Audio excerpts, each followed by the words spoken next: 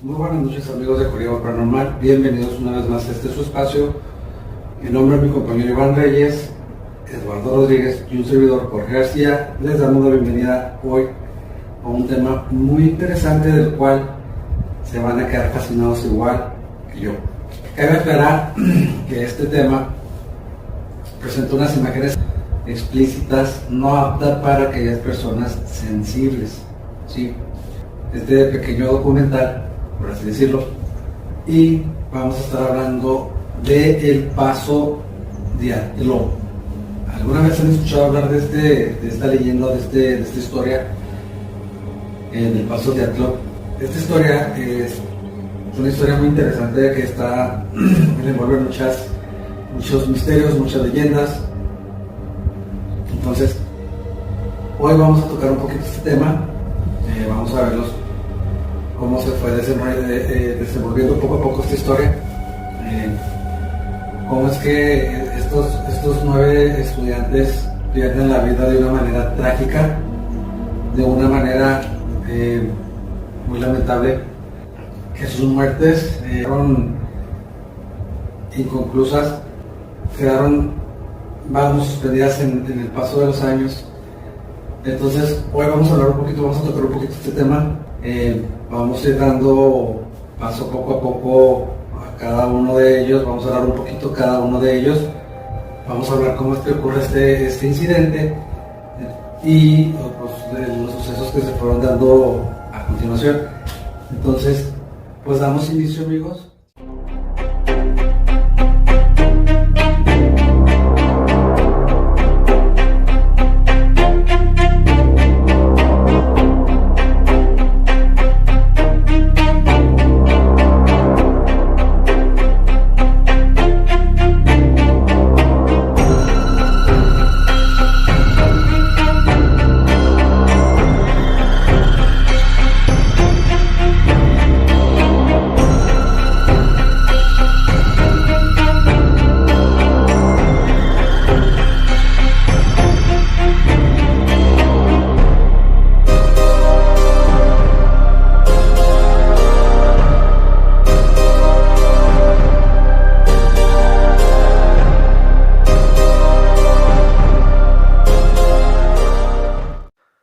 A continuación, iremos presentando a cada uno de los excursionistas estudiantes para que los identifiquen un poco más en este documental.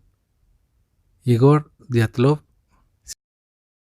Zinaida Kolmogorova, Lyudmila Dubinina,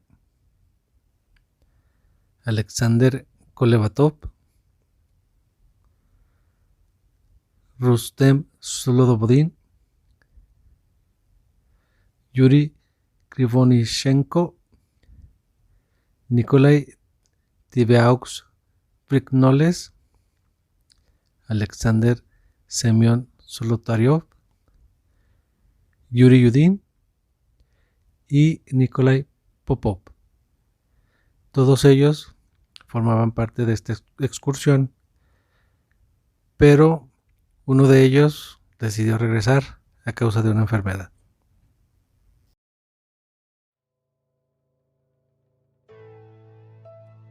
El área por donde pasaba la ruta de la caminata no fue suficientemente estudiada. No hay mapas públicos detallados de esta área. Igor pide ayuda a un geólogo y político familiar. El geólogo ayuda a Dyatlov a desarrollar una ruta óptima. El club deportivo ni siquiera tenía un mapa de la zona donde Dyatlov lideraba su grupo. Resultó que Dyatlov no estaba de acuerdo con nadie sobre la ruta exacta del grupo.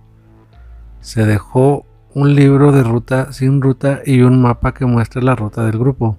El grupo de Dyatlov discutió varias opciones para la ruta e Igor envió la versión final para su aprobación, pero no lo hizo. El 23 de enero de 1959, aproximadamente a las 9 p.m., el grupo de Dyatlov, compuesto por 10 excursionistas, tomó el tren número 43 de Sverdlovsk a la ciudad de Serov.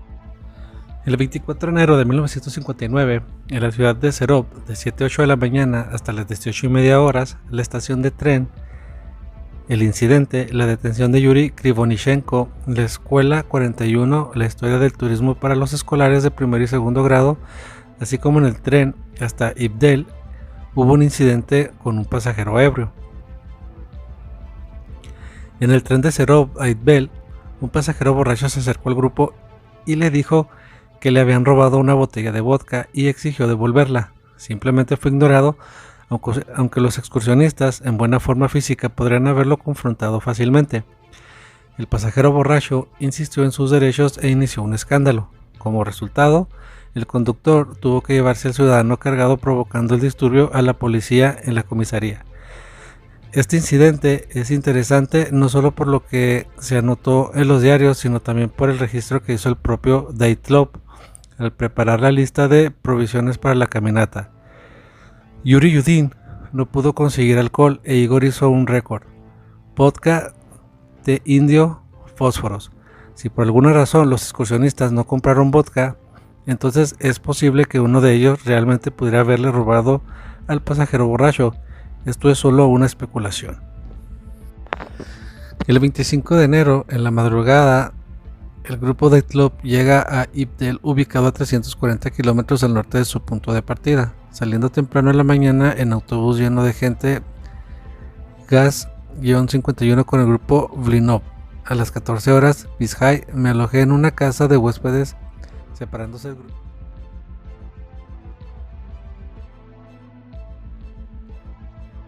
El grupo de Dyatlov viaja en la parte trasera del camión en malas condiciones desde Vizhay al sitio de Tala del distrito 41. Este es probablemente el viaje que enferma a Yudin. Vizhay despierta a las 9 en punto en el comedor, mientras que Sina Kolmogorova envía la carta a casa. Igor Dyatlov y Rustem Slobodin envían postales a casa.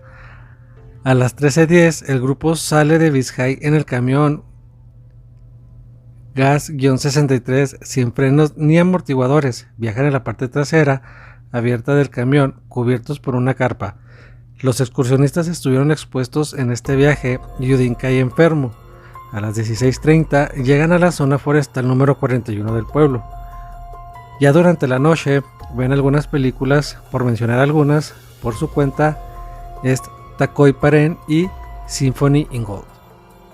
El 27 de enero de 1959, el grupo de Dyatlov salía del distrito 41 y Oknev, la barba, la hospitalidad, pan caliente, escribía las palabras de Mansi en sus cuadernos. Y a las 4 de la tarde, el tío Slava y su trío se llevaban las mochilas mientras los excursionistas los seguían en esquís. A lo largo del río Lozva cruza el río Ushma y hasta el segundo norte. El jefe del sitio, Ryazhnev, se comprometió a ayudar a los excursionistas a llegar al sitio geológico abandonado segundo norte mediante la búsqueda de medios de transportes. Los excursionistas montaron sus mochilas en el trineo, se subieron a los esquís y llegaron al segundo norte, que consistía en 24 casas, de las cuales solo una era apta para pasar la noche. Este trineo pertenecía al tío Slava, quien fue condenado en Lituania por un asesinato en 1949 y fue liberado en 1956. En el distrito 41, la condición de Yudin empeoró. Tenía el nervio de la espalda inflamado, la ciática, y continuar una expedición desde la tercera categoría de complejidad era imposible sin convertirse en una carga, por lo que Yudin decidió regresar. Discutieron el asunto y decidieron que Yudin iría al segundo norte y allí tomara la decisión final. Si su dolor cede, puede continuar con el grupo. Si su condición empeora, tomará las muestras de perforación del segundo norte y regresaría a Sverdlovsk. Kolevatov comenta: el tiempo hasta ahora nos está sonriendo. Afuera la temperatura está a menos 8 grados centígrados. Después del desayuno, algunos de los chicos, liderados por Yuri Yudin, nuestro conocido geólogo, fueron a buscar minerales locales. Mas sin embargo no encontraron absolutamente nada de minerales, no más que vetas de pirita y cuarzo en la roca. Les tomó mucho tiempo encerar sus esquís y ajustar el soporte. Yuri Yudin vuelve a casa hoy. Es una pena. Por supuesto que nos deje, especialmente para mí y Sina, pero no se puede hacer nada al respecto. Comenzó a las 11:45. Subimos por el río Losba. Nos tornamos para encabezar el grupo durante unos 10 minutos. La capa de nieve es significativamente menor que el año pasado. Tenemos que parar y raspar la nieve húmeda y derretida de la suela de los esquís. Yurka Kri está detrás y hace bocetos de la ruta. La orilla del río, cerca del Second North, especialmente la orilla derecha, sin acantilados de piedra caliza que se elevan en algunos lugares. En general, el terreno se vuelve más plano, completamente cubierto por bosques.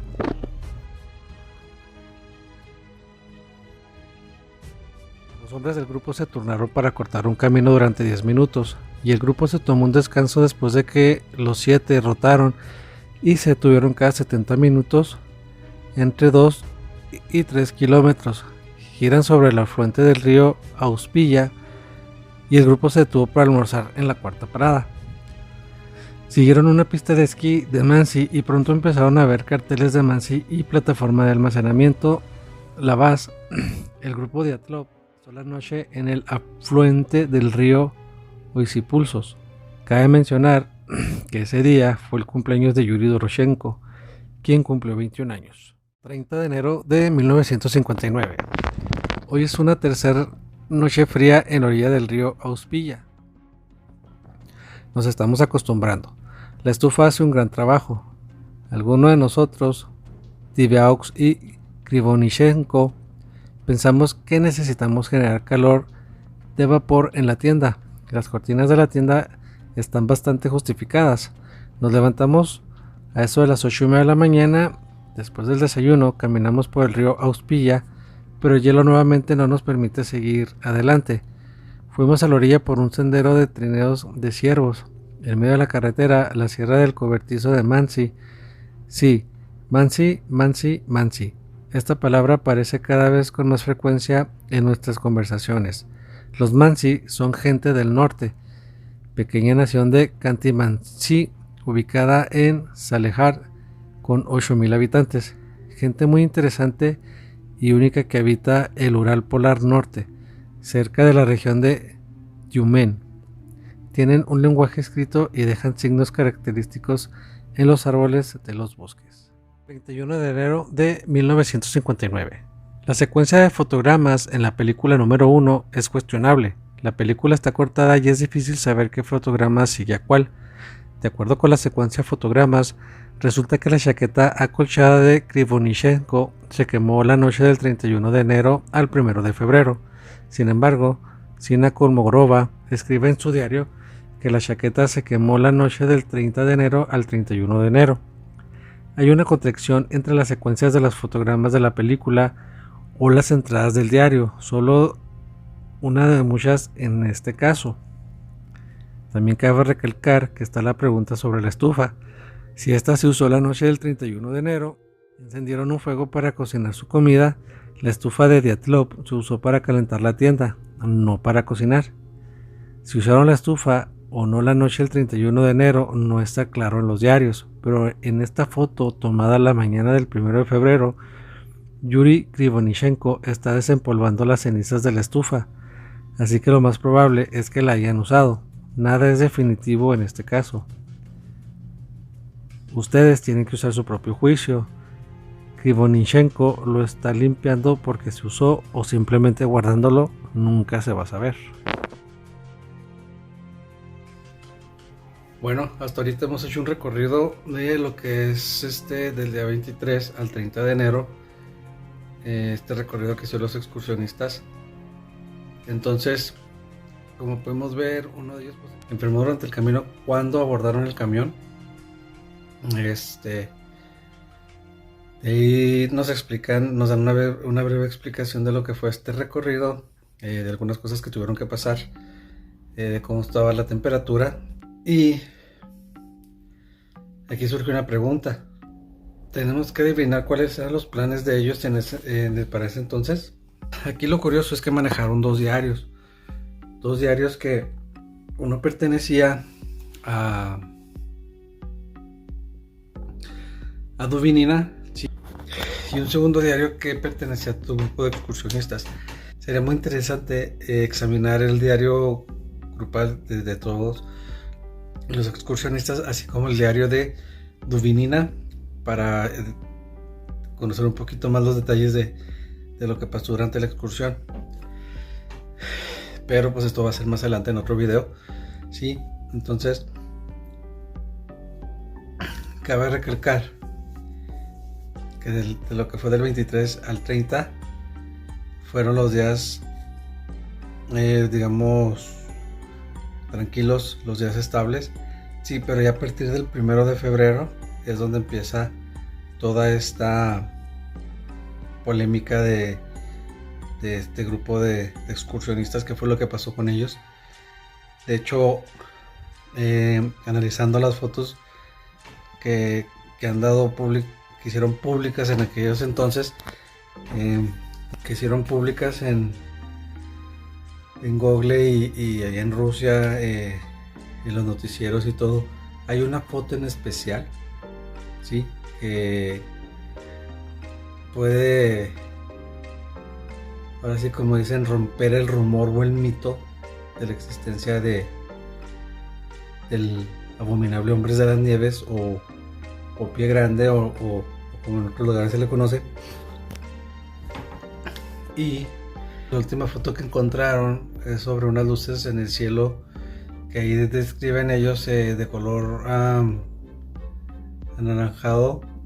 Entonces hay mucha controversia en este caso, hay muchas teorías que giran alrededor, pero a continuación les vamos a dar paso a lo que siguió después del 30 de enero, 1 de febrero en adelante, lo que sucedió con ellos y cómo fueron localizados los cuerpos.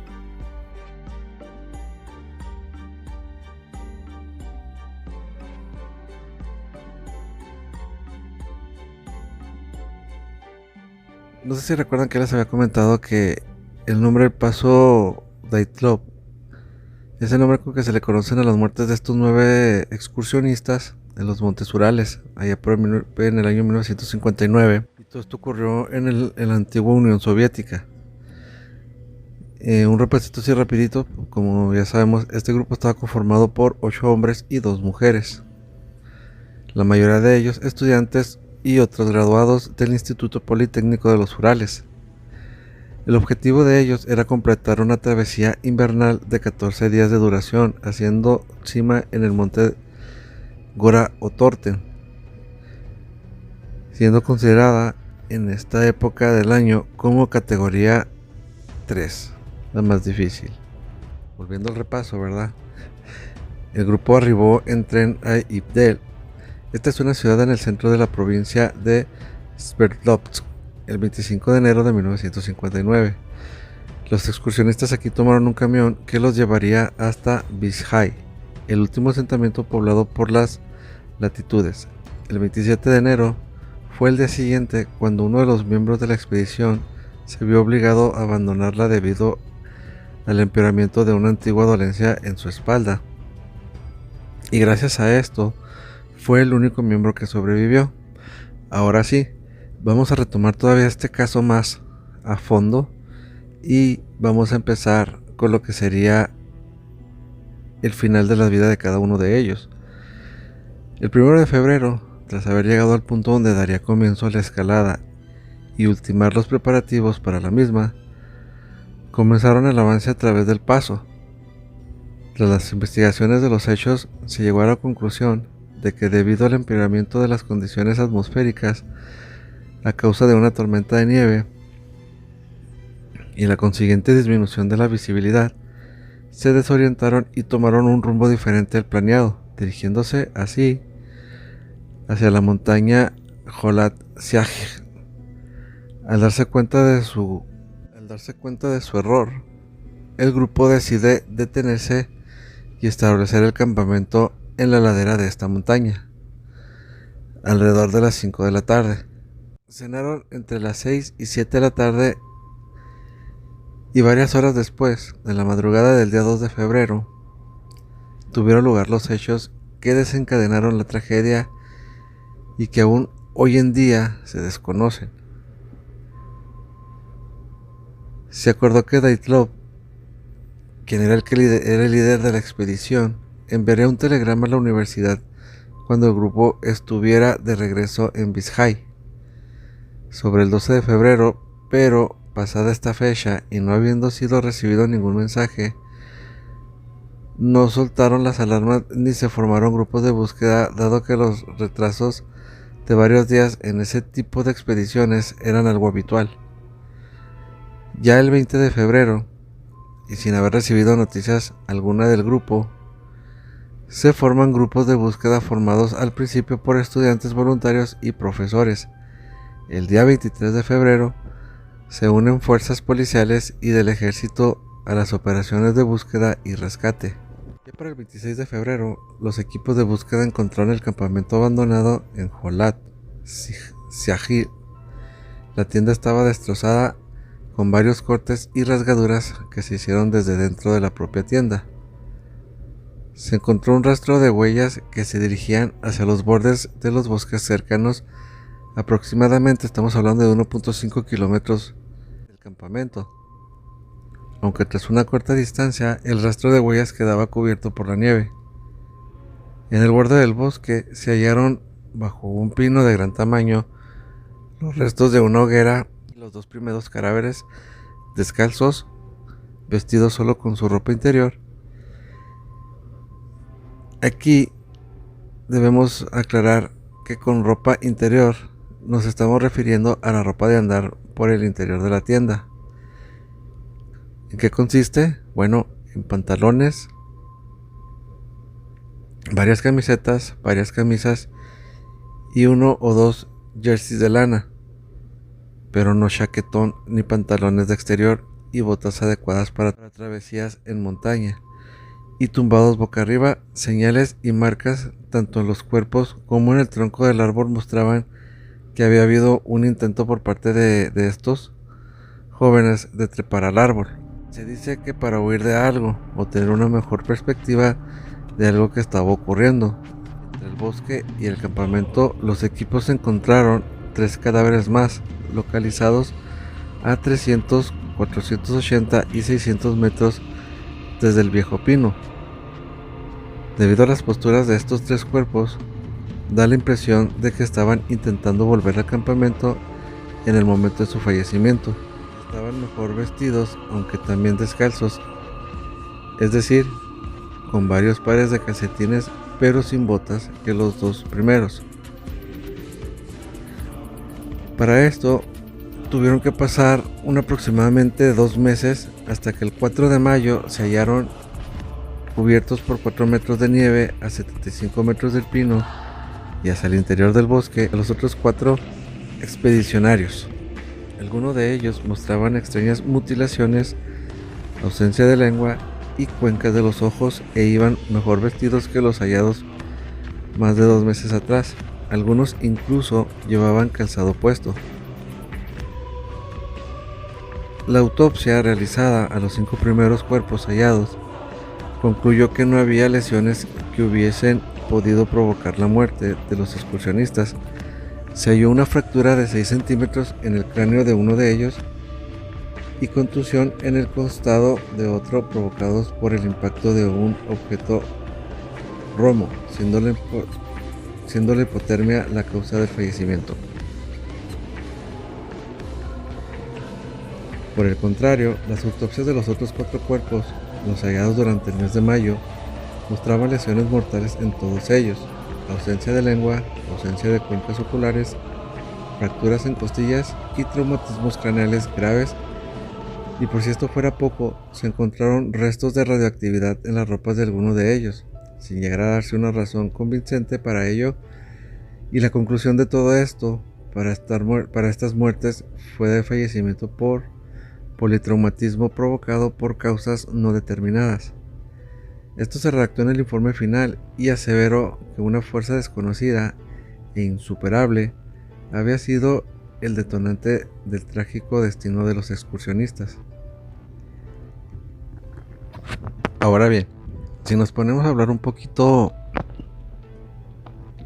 de toda esta situación, aquí los hechos fueron muy confusos. Estuvieron envueltos en un halo de misterio por lo extraño de la situación. ¿Qué quiere decir? Que nunca supieron exactamente a causa de qué fueron sus muertes.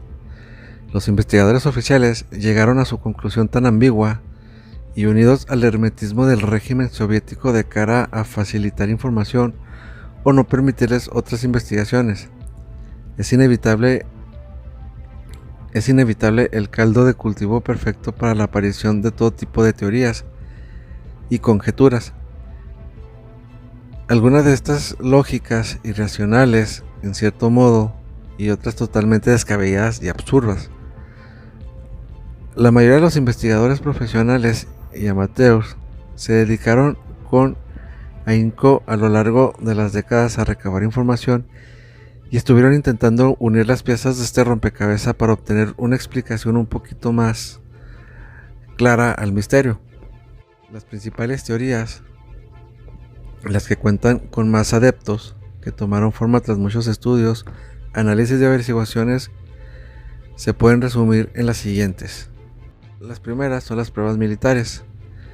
Las teorías que aquí se arrojan, o que aquí afirman que pudieron llevarse a cabo pruebas secretas con armamento militar en la zona de la montaña Kholat Syakhl, como el lanzamiento de cohetes secretos.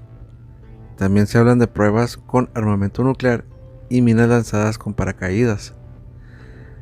La segunda, que es el espionaje, Alexei Rakitin, en su libro Dyatlov Pass, defiende que 3 de los miembros de la expedición, uno de ellos veterano de la Segunda Guerra Mundial, podrían pertenecer al KGB, la agencia de inteligencia de la Unión Soviética y rival directa de CIA estadounidense, y tener la misión de entregar muestras radioactivas a los americanos con el fin de poder tomarles fotografías, descubrir la célula y desmantelarla. Los otros 7 miembros desconocerían por completo el objeto real de la excursión. Sin embargo, se cree que los americanos pudieron darse cuenta del engaño y todo el grupo acabó eliminado. Y para reforzar más esta teoría, existen testimonios de testigos que aseguran que se recogieron más de 9 cuerpos en el lugar de los hechos. La número 3, desnudos paradójico. Aquí hay casos documentados y estudios que prueban que en un estudio de hipotermia puede originarse una falsa sensación de calor extremo, empujando al afectado a desvestirse hasta el punto de quedarse sin ropa alguna.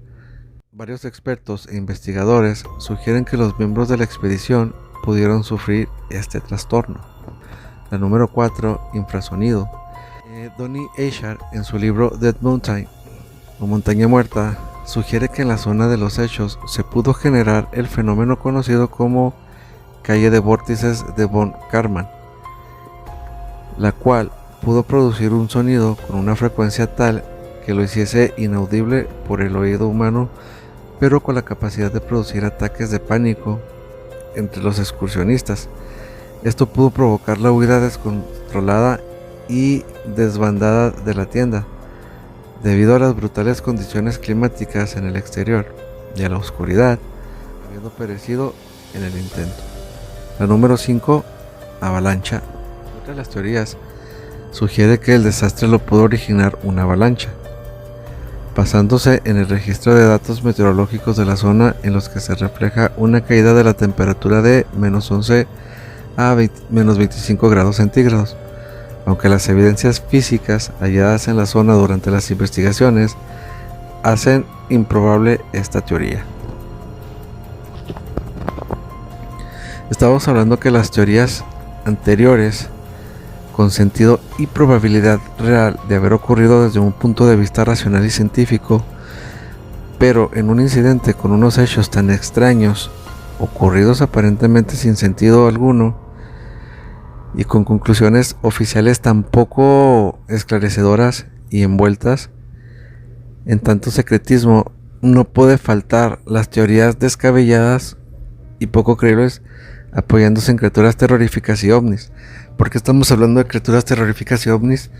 Porque en las últimas fotografías recuperadas de las cámaras de estos jóvenes se muestra una foto donde aparentemente aparece el Yeti y en otra foto aparecen unas luces en el cielo. Ellos las mencionan aquí que eran naranjas, color naranja neón.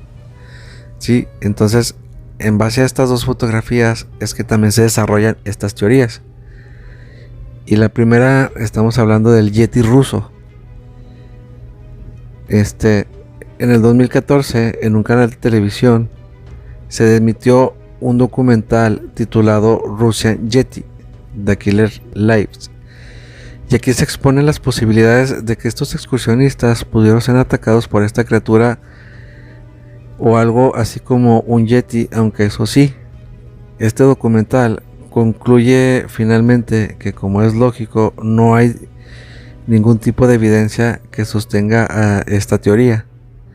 La otra son los extraterrestres, y aquí es donde se menciona que el grupo de excursionistas que se encontraban cerca del lugar de la muerte del grupo de Igor Dyatlov declaró haber avistado orbs anaranjados en el cielo. A raíz de esto, se especuló con la posibilidad de intervención de seres de otros mundos, sin otro tipo de evidencias ni testimonios más que el de estos excursionistas, y la hipótesis sostenida por el ex policía Lev Ivanov. Estos avistamientos pudieran ser aparentemente de ovnis y no harían otra cosa que reforzar las teorías de la realización de pruebas militares secretas en aquel lugar la noche del incidente.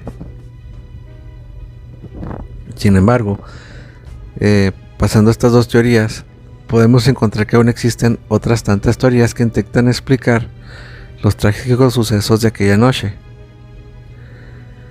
pero sin poder sostener en pruebas o argumentos sólidos y creíbles, y aquí les voy a mencionar algunas.